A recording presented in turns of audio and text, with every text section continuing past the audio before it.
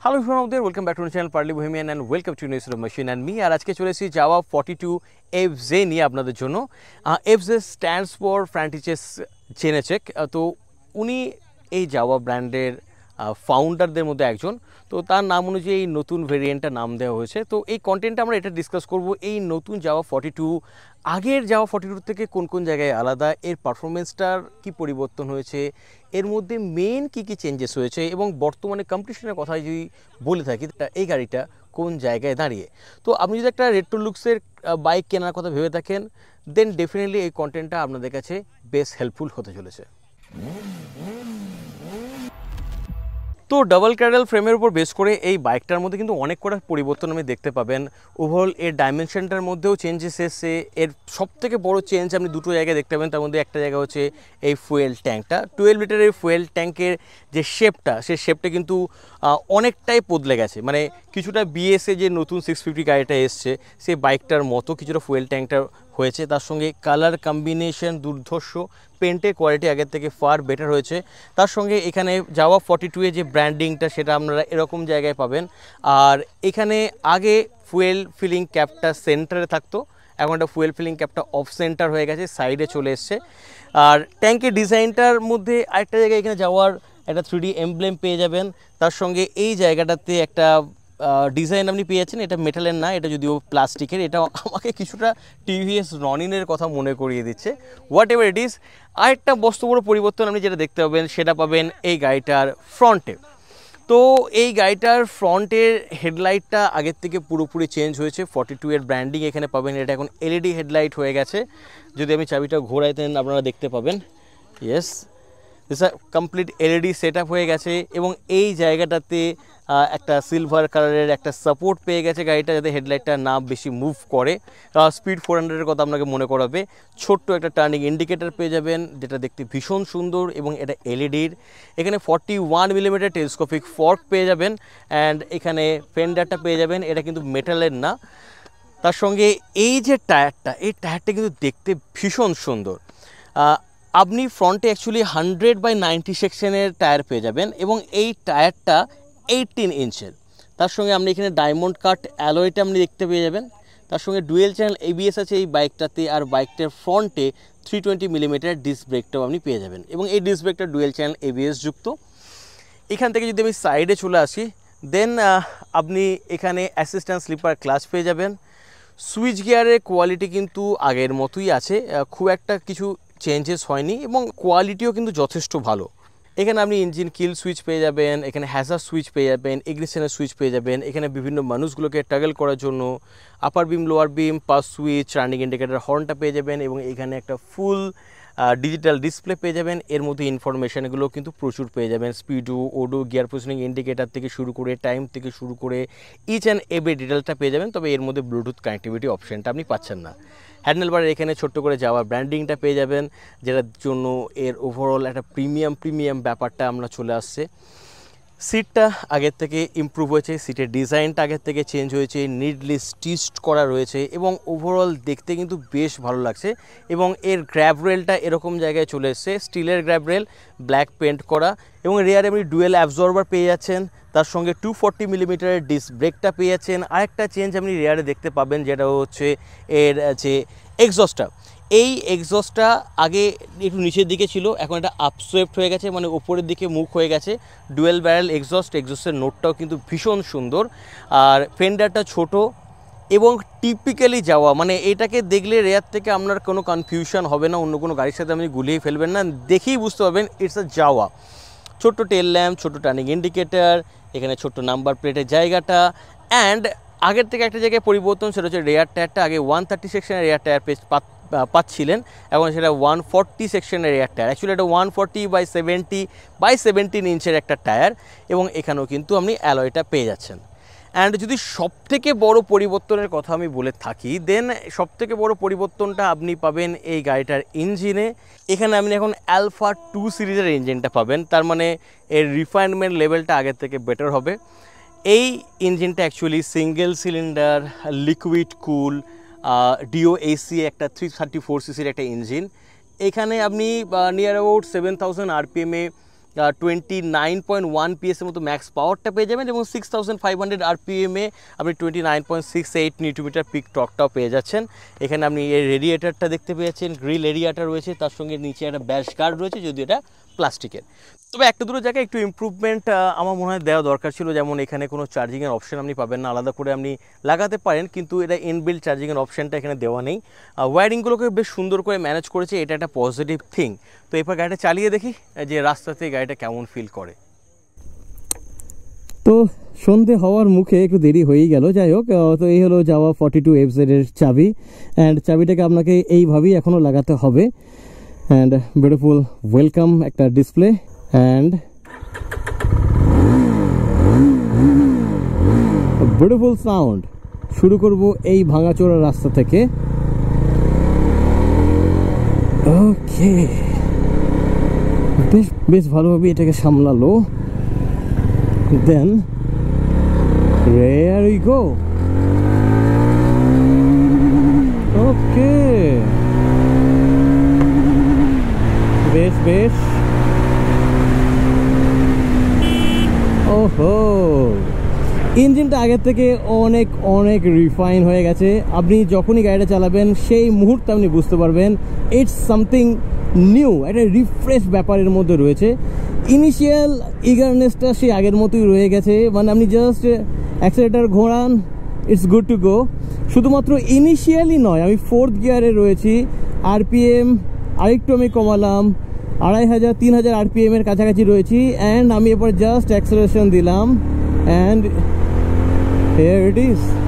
মানে কোনো পাওয়ারের কম ব্যাপারটা আপনি ফিল করতে পারবেন না। যে কোনো গিয়ারে, যে কোনো রেপ ব্যান্ডে আপনি কিন্তু সাফিসিয়েন্ট পাওয়ার পাবেন। এবং এই ব্যাপারে আরেকটু কথা বলবো, তার আগে ঝট করে সাসপেনশনটা একবার চেক করে নিই। অ্যান্ড এখানে পাবো সেই বিখ্যাত হামগুলো। একটু স্পিডে বেরোবো আমরা। ও মাই গড ভাই, সাসপেনশন স্টিফ। আর সাসপেনশন স্টিফ মানে এর হ্যান্ডলিংটাকে ভালো হতেই হবে, যেটা আমরা চেক করে নেবো এই জায়গাটাতে। অ্যান্ড ইয়েস, আমরা নিজেরাই দেখে নিন 184 কেজি ওয়েট হওয়ার পরেও কত সুন্দরভাবে এই টার্নগুলো আমি নিতে পারলাম। তো এটা একটা ভীষণ ভালো দিক। 184 কেজি ওয়েট, 178 মিলিমিটার এর গ্রাউন্ড ক্লিয়ারেন্স, 790 মিলিমিটারের সিট হাইট, সুপার একটা রাইডিং পশ্চার, আর সুপার লো সিট হাইটের জন্য যে কোনো হাইটের রাইডার এটাকে অ্যাক্সেস করতে পারবে। তো সব কিছু মিলিয়ে মিশে everything is very positive sound হচ্ছে এই বাইকটা সম্পর্কে। অ্যান্ড যেটা আমি বলছিলাম, এর পাওয়ারটা যে কোনো রেপ ব্যান্ডে আপনি পেয়ে যাবেন, ইভেন টপ এন্ডে নিয়ে গিয়েও আপনি হতাশ হবেন না। তবে প্রবলেমটা হচ্ছে এর যে RPM এর যে লিমিটারটা, সেটা একটু তাড়াতাড়ি চলে আসছে, মানে তাড়াতাড়ি এরা সিলিং টাচ করে ফেলছে। আর তাড়াতাড়ি সিলিং টাচ করে ফেলার ফলে আপনি এই গাড়িটাকে নিয়ে চাইলেও, মন চাইলেও আপনি এটাকে 150 এরকম রেঞ্জে নিয়ে যেতে পারবেন না। এটা আমার মনে হয় না এটা কোনো ড্রব্যাক, এটা এই গাড়িটার ক্যারেক্টার। এবং এই ক্যারেক্টারটার জন্যই এই গাড়িটা শহরের ভেতরেও চালিয়ে যেরকম আপনি মজা পাবেন, তেমনি হাইওয়েতে চালিয়েও মজা পাবেন। অ্যান্ড হয়ে গেছে ফ্যানটা অন, হিট আমার কিন্তু পায়ে লাগছে না। আর পেছনে একটা আসছে ট্রাক্টর। আমরা এই বাইকটার টার্নিং রেডিয়াসটা এখানে একবার চেক করে নেব।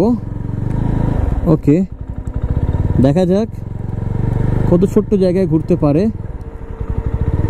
And it's really good. ছোট্ট একটা জায়গার মধ্যে ঘুরে গেল। অ্যান্ড তার সঙ্গে পুরো ফাটিয়ে এনজয় করবেন। একটা রেট্রো বাইক থেকেও যে এরকম পারফরমেন্স আপনি এক্সপেক্ট করতে পারেন, সেটা মেনে নেওয়াটাই একটু অস্বাভাবিক।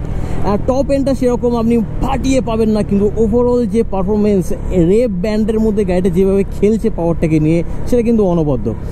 আর গাড়ির সাসপেনশন যেটা বলছিলাম, এই গাড়িটা যখন আপনি হাই স্পিডে নিয়ে যাবেন তখন সাসপেনশনটা স্টিফ হয়ে যাচ্ছে, কিন্তু আপনি যদি লো স্পিডের দিকে থাকেন দেন এই সাসপেনশনটার মধ্যে একটা রিল্যাক্সেশন চলে আসছে।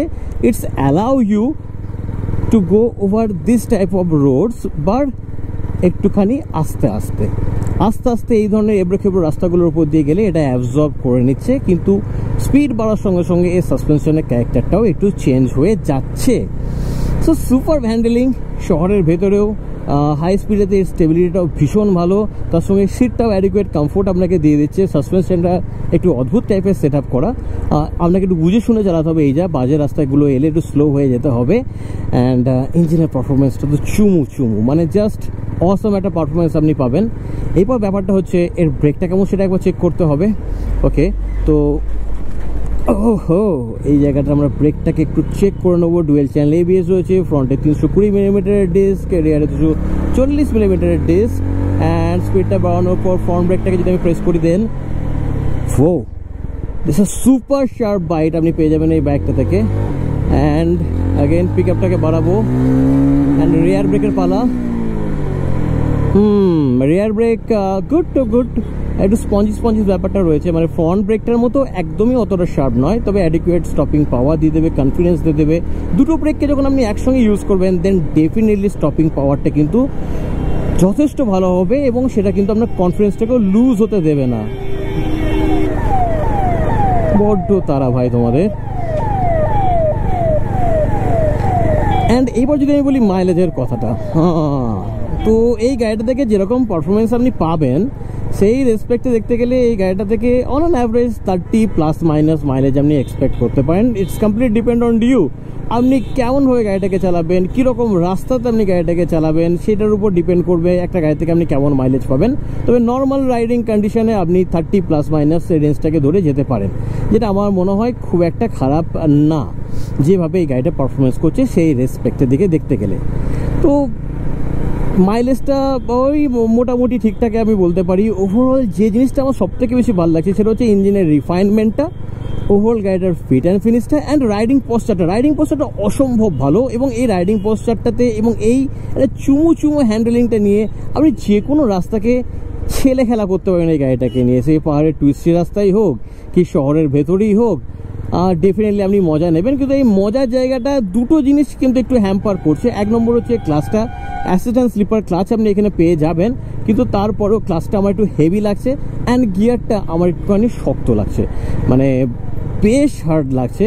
গিয়ারটা চেঞ্জ করার সময় পায়ের আঙুলের উপরে বেশ ভালো মতো চাপ পড়ছে, তবে আমার মনে হয় একটা দুটো সার্ভিসিংয়ের পর এটা একটুখানি হয়তো কমতে পারে, যেহেতু একদম নতুন গাড়ি, আমি একদম নতুন শোরুম থেকে নিয়ে বেরোচ্ছি, দেন এই ধরনের একটা দুটো জিনিস হতে পারে। এটা লং টার্মে না গেলে আমি নিজে বুঝতে পারবো না এই গিয়ারটা এরকমই না নতুন বলে এটা হচ্ছে। তবে এই দুটো জিনিস এই মুহূর্তে আমি ফিল করছি, সেই দুটো জিনিস আপনাদের বলে দিলাম। এই দুটো জিনিস ছাড়া বাকি কোনো জায়গাটা নিয়ে কিন্তু এখন আমি কোনো কমপ্লেন পেলাম না। হাইড্রোলিকটা বা সাসপেনশন যেটাই আপনি বলেন না কেন সেটা একটুখানি এরকম হবারই কথা, কারণ একটা গাড়ি থেকে যখন আপনি সুপার হ্যান্ডলিং এক্সপেক্ট করবেন দেন তার সাসপেনশনটা কখনো স্পঞ্জি সব কিছু অ্যাবজর্ব করে নেওয়ার মতো হয় না। এবং এই গাড়িটা অ্যাকচুয়ালি রেট্রো, মানে একটা স্কিনের ভেতরে একটা স্পোর্টি যে ফ্রেগনেন্স সেইটা কিন্তু আপনি পেয়ে যাবেন, যেটা কিন্তু রয়্যাল এনফিল্ড আপনাকে সেইভাবে দেয় না, কিন্তু এই গাড়িটার মধ্যে কিন্তু সেই জিনিসটা আপনি পাবেন। তো এবার চলে আসা ভার্ডিক্টের জায়গাতে, এই গাড়িটা কম্পিটিশনের দিক থেকে দেখতে গেলে কেমন, এবং আপনি এই বাইকটা কিনতে পারেন কি পারেন না। তো এবার মূল ঝামেলার জায়গাটা আসা যাক, মানে ভার্ডিক্ট পোর্শনটাতে। তো অনেস্টলি বলতে গেলে এই বাইকটা কিন্তু আগের থেকে অনেক ইমপ্রুভ করেছে। প্যানেল গ্যাপগুলো ইমপ্রুভ হয়েছে, সুইচের কোয়ালিটি, ওভারঅল পেন্টের কোয়ালিটির মধ্যে ইমপ্রুভমেন্ট দেখতে পেয়ে যাবেন। ওভারঅল যে ফিট অ্যান্ড ফিনিশের যে সমস্ত ইস্যুগুলো আগে ছিল সেখান থেকেও বাইকটা অনেকটা বেটার করেছে। ইঞ্জিনটা আগের থেকে অনেক রিফাইন হয়েছে, স্মুথ হয়েছে। তো সেই দিক থেকে দেখতে গেলে ডেফিনেটলি আগের যাওয়া 42 থেকে এই 42টা অনেক বেটার একটা প্রোডাক্ট। যদি আমি কথা বলি কম্পিটিশনের ব্যাপারে, দেন এই গাড়িটাকে প্রাইসটাকে যদি আপনি ফোকাস করেন, দেন এই প্রাইসটা এমন একটা জায়গায় যাওয়া সেট করেছে যেখানে হান্টার শেষ হচ্ছে আর ক্লাসিক 350 বেস ভেরিয়েন্টের পরের ভেরিয়েন্টটা শুরু হচ্ছে, সেরকম একটা জায়গাতে এই যাওয়া 42 এর প্রাইসিংটা রয়েছে। তার মানে হান্টার আর ক্লাসিক 350-র মধ্যে একটা স্টপ গ্যাপ হিসেবে আপনি কিন্তু এই বাইকটাকে দেখতে পারেন। যদি হান্টারের সাথে কম্পেয়ার করি দেন ডেফিনেটলি এর পাওয়ার, এর টর্ক হান্টারের থেকে বেশি, যদিও এর ওয়েটটা একটু বেশি, তারপরেও ওভারঅল পারফরমেন্সের দিক থেকে দেখতে গেলে এই বাইকটা হান্টারের থেকে বেটার পারফরমেন্স আপনাকে প্রোভাইড করে থাকবে। তবে রয়্যাল এনফিল্ডের যে একটা ব্যাপার যেটা এই বাইকটার মধ্যে মিস যাচ্ছে সেটা হচ্ছে একটা মেন্টাল পিসের ব্যাপারটা রয়েছে। প্রচুর সার্ভিস সেন্টার রয়েছে, এতদিন ধরে মার্কেটে রয়েছে, সো একটা মেন্টালি আমরা একটা কানেকশন ফিল করতে পারি যাওয়ার সঙ্গে, যেটা এখনও ক্রিয়েট হয়নি। তো সেই দিকটাকে যদি আপনি একটু ওভারলুক করতে পারেন দেন ডেফিনেটলি আপনি কিন্তু এই রয়্যাল এনফিল্ডের হান্টার থেকে কিন্তু এই বাইকটাকে অবশ্যই চুজ করতে পারেন। আপনি কোনোভাবেই কিন্তু রিগ্রেট ফিল করবেন না। তবে আমার মনে হয় যাওয়াকে একটুখানি চিন্তাভাবনা করা উচিত, ব্র্যান্ডিংয়ের ব্যাপারটা একটু ইমপ্রুভ করা উচিত, কারণ প্রোডাক্ট ওভারঅল দেখতে গেলে কিন্তু ভীষণ ভালো। ফাইনালি যদি বলি তাহলে আমার মনে হয় কাছাকাছি শোরুমগুলোতে আসুন, এই গাড়িটা একবার টেস্ট রাইড নিন, হান্টারে একবার টেস্ট রাইড নিন এবং আপনি নিজে বুঝুন এই গাড়িটা আপনার জন্য কতটা পারফেক্ট। তো এই ছিল যাওয়া 42FC চালানোর পর আমার ব্যক্তিগত অভিমত। আপনাদের এই কন্টেন্টটা এবং এই বাইকটা কেমন লাগলো সেটা অবশ্যই কমেন্ট সেকশনে জানাবেন এবং ভালো লেগে থাকলে চ্যানেলটাকে সাবস্ক্রাইব লাইক করতেও ভুলবেন না। খুব তাড়াতাড়ি অন্য কোনো কন্টেন্ট নিয়ে আবার আমার সঙ্গে দেখা হবে, ততক্ষণ তো stay fantastic and keep revving. By.